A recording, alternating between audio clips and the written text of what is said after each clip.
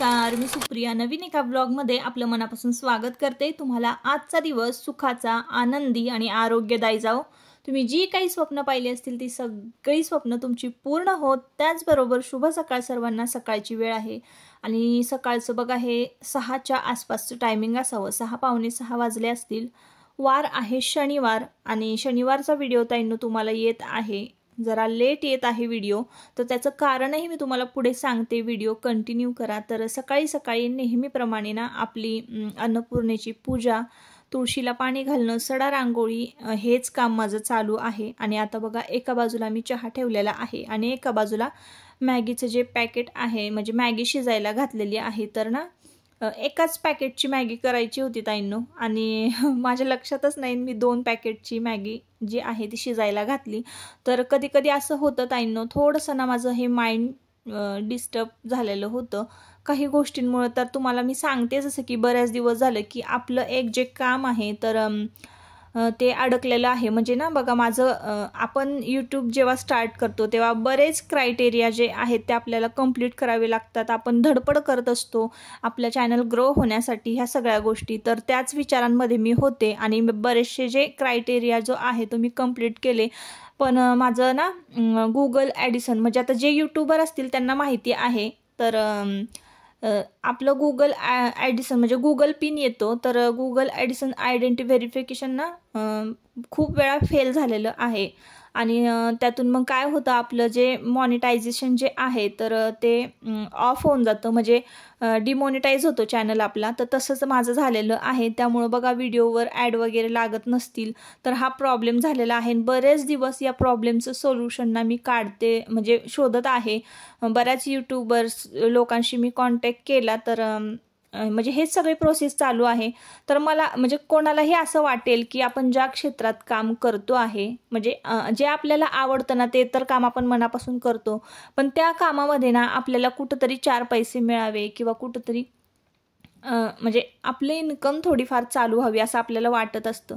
पण नाही तर मग नुसतंच ते काम करून काही उपयोग नाही। फुल ना फुलाची पाकळी आपल्याला मिळायला हवी, तेव्हा कुठं आपल्याला त्या कामामध्ये रस वाटायला लागतो, इंटरेस्ट वाटायला लागतो।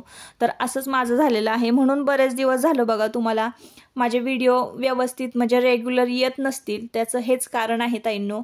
जोपर्यंत मला गुगल ॲडिसन पिन मला येत नाही तर तोपर्यंत माझं असं म्हणजे इच्छा होत नाही माझी व्हिडिओ अपलोड करण्याची। आणि अधूनमधून मी व्हिडिओ अपलोड करते ना तर ताईंनो फक्त तुमच्या कमेंटमुळं, तुमच्या सपोर्टमुळं, तुमच्या कमेंट येत असतात मला। बऱ्याच जणांच्या बघा कमेंट येतात की ताई रोज व्हिडिओ अपलोड करत जा, तुमचे व्हिडिओ चांगले असतात, तुमचं बोलणं आवडतं। तर ह्या सगळ्या गोष्टी ना तर ह्याच कमेंटमुळं ना मी अधूनमधून व्हिडिओ अपलोड करत असते। तर लवकरच त्यासुद्धा अडचणीवर म्हणजे प्रॉब्लेम्स जो आहे माझा गुगल ॲडिसनचा त्याच्यावर मी सोल्युशन काढलेलं आहे। आणि दररोज आपले व्हिडिओ ना अपलोड करणारच आहे मी, एकदा माझं चॅनल पुन्हा एकदा मॉनिटाईज झालं की। तर जे काही क्रायटेरिया जे आहे, म्हणजे $100 वगैरे कंप्लीट करावे लागतात, मग आपल्याला फर्स्ट पेमेंट पडतं। म्हणजे जे यूट्यूबर्स असतील त्यांना माहिती आहे। तर माझे ते पण डॉलर पण तो पण क्रायटेरिया पूर्ण झालेला आहे ताईंनो। आता मला लगेच पेमेंट आलं पण असतं, पण माझं जे गुगल ॲडिसन म्हणजे आयडेंटिटी व्हेरिफिकेशन जे आहे तर ते राहिलेलं होतं ना, त्यामुळं माझं फर्स्ट पेमेंट जे आहे ते अडकलेलं आहे। तर त्यामुळंच मी थोडीशी जरा ना माझा मूड ऑफ होता, पण तुमच्या कमेंटमुळं ना, तुमच्या कमेंट वाचल्या की माझा मूड फ्रेश होतो आणि मग पुन्हा एकदा मी कामाला लागते। तर हाच प्रॉब्लेम बरेच दिवस होता, तर बघा मी तो तुमच्याबरोबर शेअर केलेला आहे। तर तुम्हाला काय वाटतं ताईंनो, मला नक्की कमेंट करून सांगा की मी व्हिडिओ कसं म्हणजे अपलोड करायला पाहिजे का, की आयडेंटिटी व्हेरिफिकेशन झाल्यानंतर पिन आल्यानंतरच मी सुरुवात करू व्हिडिओला? मला नक्की कमेंट करून सांगा की कंटिन्यू करू व्लॉग। तर आमच्याकडचं बघा हे सकाळ सकाळचं वातावरण आहे आणि सकाळी सकाळी ना मी छान अशी भूपाळी लावते बघा। भूपाळी ऐकली ना, 1-2-3 भूपाळी जी आहेत अगदी जुन्या, तर त्या तुम्ही सकाळी सकाळी ऐकत जा, खरंच खूप फ्रेश वाटतं। किंवा मंत्र स्तोत्र तर आपण लावतो, पण गाण्यांमध्ये किंवा मंत्र स्तोत्रांमध्ये पण बदल करत राहायचा, वेगवेगळं ऐकायला छान वाटतं। आणि बदल खरं तर आहे ना प्रत्येक गोष्टीमध्ये झाला पाहिजे। तर तुम्हाला मी एक कॉर्नर दाखवते घरातला, हॉलमधला, तिथं मी हे बघा छोटंसं झुडूप आहे, म्हणजे रोपटं आहे ना, तर ते आणून ठेवलेलं आहे. तर ते एकदम असं छान डार्क कलरचं आहे, ते भारी दिसतंय. तो कॉर्नरच खूप छान दिसत होता. तर म्हटलं काहीतरी घरामध्ये बदल करावा. सकाळची वेळ आहे आणि बाबा उठलेले आहे आत्ताच. तर तुम्हाला मी दाखवलं लाईट चालू करून की ते कसं दिसतंय, मला नक्की कमेंट करून सांगा. तर सध्या मी ते पितळाच्या पातेल्यामध्ये ठेवलेलं आहे. लवकरच मला पितळची कुंडी घ्यायची, म्हणजे ते दिसायला पण छान असं ॲट्रॅक्टिव्ह दिसतं. तर असो, तर बघा ही व्हिडिओ क्लिप जी आहे ना, तर ती देवांशच्या स्कूलमधली व्हिडिओ क्लिप आहे. तर आवर्जून मला तुमच्याबरोबर शेअर करावं असं वाटलं. तर बघा, शाळेने आजी आजोबा मेळावा भरवला होता आणि पाद्यपूजन, म्हणजे नातवंडांना ना आजी आजोबांचं महत्त्व कळावं, त्यांनी जे केलेलं आहे आपल्यासाठी त्यांची कृतज्ञता मानता यावी ना, ह्यासाठी शाळेने खूप छान हा नवीन उपक्रम राबवलेला होता ना. तर मला खूप आवडलं आणि देवांशला पण मी छानपैकी तयार केलं आणि शाळेमध्ये पाठवलं होतं त्याच्या आजी बाबांबरोबर. शाळेत पोहोचल्यानंतर आजी आजोबांना छान असं खुर्चीत बसवलेलं होतं आणि त्यांचं पायपूजन करायचं ठरवलेलं होतं. प्रत्येकाने आपापल्या घरून ताट, वाटी, तांब्या आणलेला होता, कुंकाची वाटी. तर आजीला बसवलेलं होतं, बाबांना बसवलं आणि कशी पूजा करायची हे सुद्धा सांगितलेलं होतं. तर मला हा उपक्रम खूप आवडला. तर बघा किती छान मस्त देवांशनं ना पायपूजन केलेलं आहे आजी आजोबांचं. आणि इथं बघा गेम चालू झालेला आहे, म्हणजे ना आजीनं डोळे झाकायचे आणि आपल्या नातवंडाला ओळखायचं, अशी म्हणजे अशा वेगवेगळ्या गेम ॲक्टिव्हिटीज तिथं घेतलेल्या होत्या. त्यानंतर परत इकडे स्टिक दिलेली आहे, एक त्या स्टिकच्या साह्यानं बांगडी उचलायची आणि ग्लासमध्ये घालायची. अशा वेगवेगळ्या गेम्स ॲक्टिव्हिटीज स्कूलमध्ये घेतलेल्या होत्या ना. तर आजी आजोबांचा सुद्धा मूड एकदम फ्रेश झाला होता. सगळ्या आज्यांना, सगळ्या आजोबांना ना इतकं भारी वाटत होतं ना.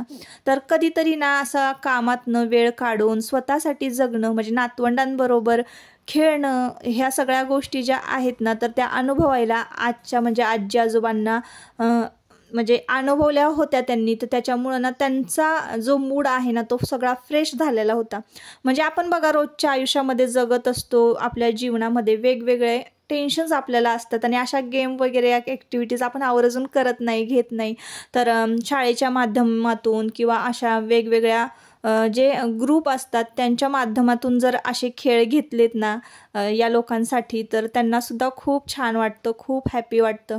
तर अनेक वेगळाच आनंद अनुभवायला मिळतो या सगळ्या गोष्टीतून. तर शाळेने हा उपक्रम राबवला ना, तर पर्सनली मला तरी खूप खूप म्हणजे खूप आवडलेली होती ही गोष्ट. त्यांनी आजी आजोबांसाठी घेतली म्हणून, कारण पॅरेंट्स तर एन्जॉय करतात. आत्ताची जी पिढी आहे ती कुणाचा विचार न करणारी आहे आणि स्वतःसाठी जगणारी आहे. पण पूर्वीची जी पिढी होती ना, तर ती आधी मुलांचा विचार करणार, घरातल्यांचा विचार करणार आणि स्वतःसाठी जे जगायचं राहून गेलेलं असतं ना ताईंनो, तर त्या माणसांचं म्हणजे त्या लोकांचं तेच राहून गेलेलं असतं आणि त्यांचं वयसुद्धा झालेलं असतं. तर मग अशा सगळ्या गोष्टी त्यांना अनुभवायला मिळत नाही. किंवा छोटे छोट्या गेम्स म्हणा, संगीत खुर्ची, अशा जर आपण उपक्रम जर राबवले आणि त्याच्यामध्ये अशा जर खेळ वेगवेगळे घेतले महिलांसाठी किंवा जोडीनी, तर त्यांना तेवढाच दिलासा मिळतो, त्यांना एक वेगळा आनंद त्यातून मिळतो. ह्यासाठी काही जास्त पैसे वगैरे खर्च करावे लागत नाही, काही नाही ताईंनो. पण हे जे 2 घडीचे सुखाचे क्षण आपण जर एखाद्याच्या वाट्याला घालवता म्हणजे देता येतील ना आपल्याला, तर तेवढंच खरं महत्त्वाचं आहे. तर ही गोष्ट मला शाळेची खूप आवडली. त्यानंतर बघा आजी आजोबा शाळेत गेल्यानंतर माझं बघा घरातलं तर काम सगळं झालेलं होतं. तर मी इकडं ना कपाट आवरायला काढलेलं आहे. तर माझे बरेचसे जे ड्रेस आहेत ना ताईंनो, तर सध्या तुम्ही पाहत असाल शॉपिंगचे व्हिडिओ, तर तुमच्या दादांनी खूप सारे मला ड्रेस, ब्लाऊज नवीन नवीन विकत घेतलेले आहेत. कधीच मी माझ्या स्वतःच्या चॉईसचे ड्रेस घेत नाही. किंवा मग दादांना आवडले ना, की दादा विचार करत नाहीत. जो ड्रेस त्यांच्या नजरेस पडला कधी मार्केटमध्ये आणि त्यांना म्हणजे ते सहज गेले आणि नजरेस पडला, आवडला, तर ते माझ्यासाठी घेऊन येतात. तर जुने जे ड्रेस आहेत, तर म्हणजे अगदी जुने नाही, बऱ्यापैकी, तर जो गरजू व्यक्तींना मला ते ड्रेस द्यायचे होते. म्हणजे फाटलेले नसतात माझे जास्त काही कपडे, बऱ्यापैकी जे वापरू शकतील आणि वापरात येतील गरजू लोकांना. तर त्या म्हणजे गरजू ज्या मुली आहेत आजूबाजूला आमच्याकडे ना, मध काढायला किंवा अशा गरीब रानावनात काम करणाऱ्या, भटकणाऱ्या ज्या मुली आहेत, बायका आहेत, तर त्या दुपारच्या वेळेला येतात. तर त्यांच्यासाठी ना मग मी हे जुने जे ड्रेस आहेत ते काढून ठेवलेले होते एका बाजूला. आणि माझे जे नवीन ड्रेस आहेत, जे की की मला घालायचेत, फिटिंग करायचेत आणि त्याला स्लीव्ज वगैरे लावायचेत असे जे ड्रेस आहेत ते मी पिशवीमध्ये बघा एका भरून ठेवलेले आहेत आणि सगळे वेगवेगळे मग करून ठेवलेले होते. म्हणजे मार्केटमध्ये जाण्यासाठी कुठले ड्रेस कशा टाईपचे घालायचे किंवा बाहेर फिरायला जाण्यासाठी कुठले ड्रेस घालायचे, तर हे सगळे वेगवेगळे सेक्शन करून ठेवलेलं होतं.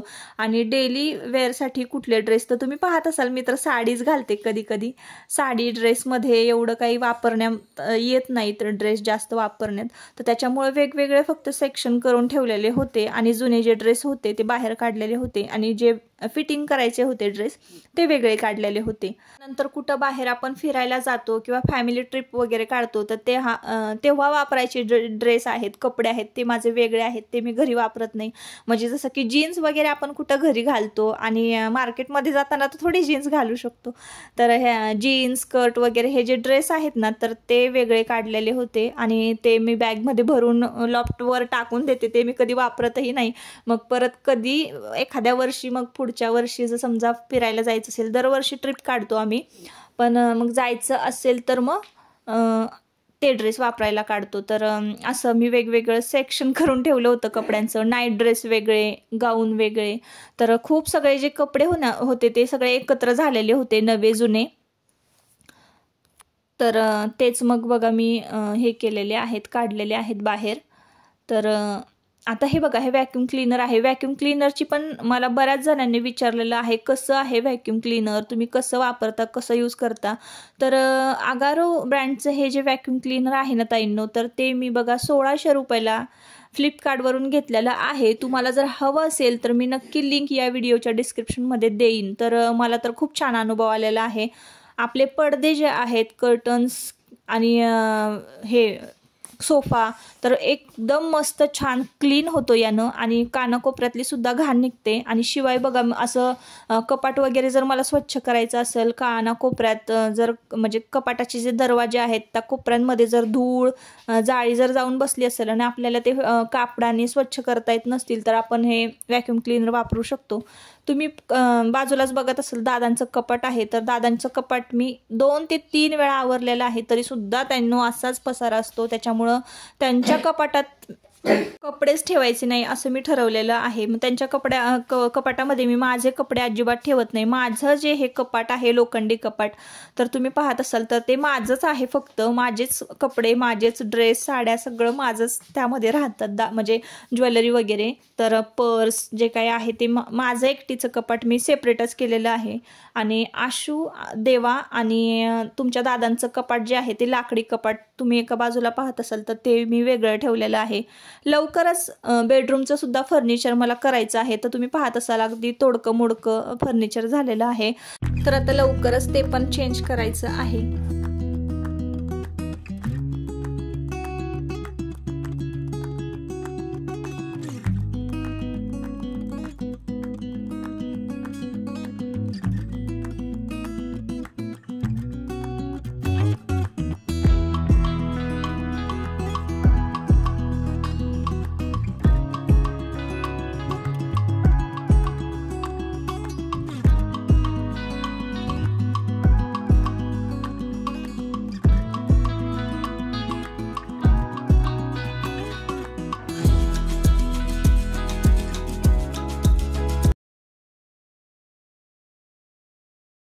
कपाट आवरल्यानंतर व्हॅक्यूम क्लीनर जे आहे तर त्याला ना वेगवेगळे टूल्स येतात पुढं बघा.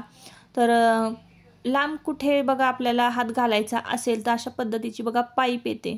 ती पाईप आपल्याला कानाकोपऱ्यातून घालून लांबपर्यंत जिथे झाडूसुद्धा नाही पोचू शकत ना, तर तिथे आपण ही पाईप टाकून व्हॅक्यूम क्लीनरने क्लिनिंग करू शकतो. तर बघा वेगवेगळ्या प्रकारचे टूल्स दिलेले आहेत व्हॅक्यूम क्लीनरला. जिथं हात आणि झाडू जात नाही ना तिथं पाईप लावून बघा अशी आपण क्लिनिंग करू शकतो.